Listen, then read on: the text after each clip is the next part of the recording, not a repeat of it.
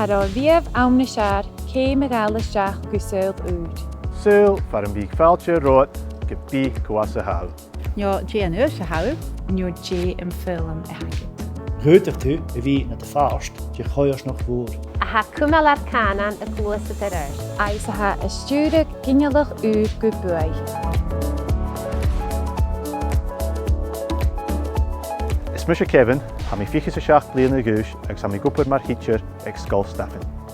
An mollig a bevá bhí gachamsa do ghuinsbí a géirí i bhil a héicas, chiadrú sé deanamh. Sé súil go má beachdachadh súil na Gaelic a thuamh teagasg, agus go deireadh sé súil go má teagasg. Stúi go an scoil acáil, fa mi smíochaigh amas go bhí gopurs na scoiltin. Sé dulsteigh na scoiltin héin agus bríon na tidsearan agus inibhí fan sás na Foghlam, thug gá a mísneach agus thug gá beachan bhrosnachadh a bhí dul an sás an teagasg. Céisian sa bhí a hacad a deánach do chuid leis.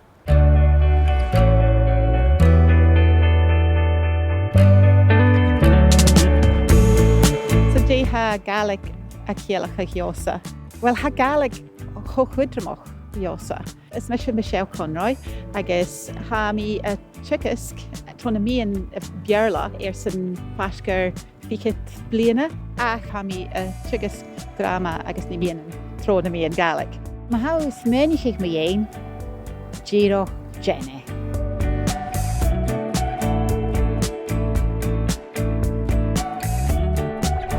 Is mi sé Cuvan Rogers, sawn as an nóba na hami, agus hami idir grúpar na mheadhan sawn fasca seach bliana cha.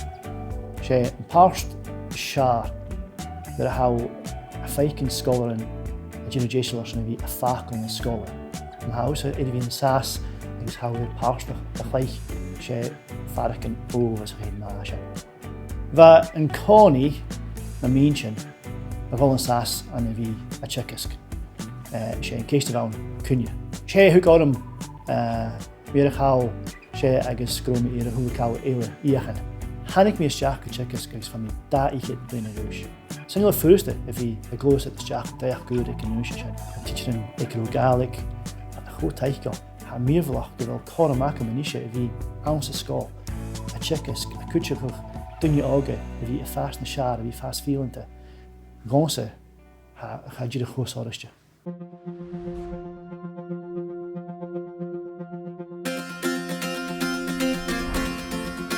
Is me sé Kirstín hami a Lewis agus bha Gaelic I chiad Cànain acum ar bha miog. Bha me sé géirí gopur an sa Gaelic sca go bhfuil ag Cànain cho cúdramach chósa agus bha me géirí teagasg eile fein chorm geallaidheadh I Cànain cúideach.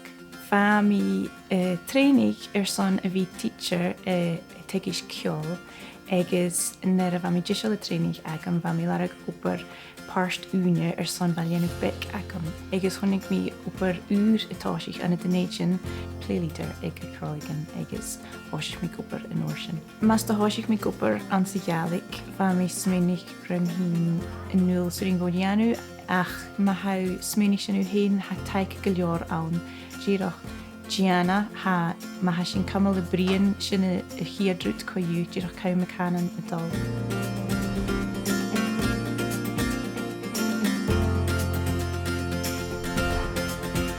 Is me sé rinne san a glasach chu a hami agus ha mi éidir bhí teagasg son 3 bliana.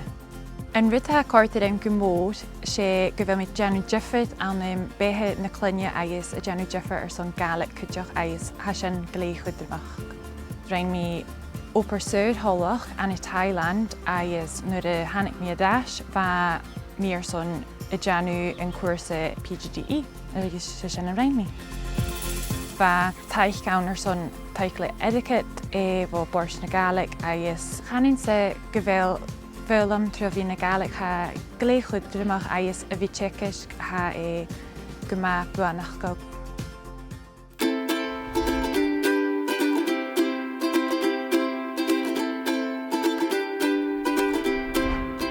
Mi sé Flóri Gwidi agus ha mi nam shianar tar bunscoil Gaelic for strís in Jelanskianoch.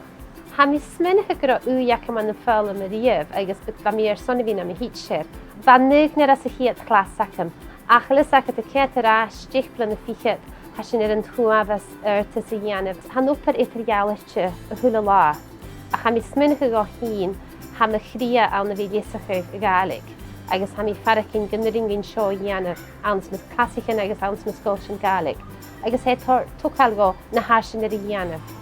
Ma ha sé ver san tíana hicas Gaelic na bí icalarh dhearsibh taith. Gianna, go dteagasg an bí. Mud a beúsa, có. Mar a bé an drás, chun. Gianna. Gianna.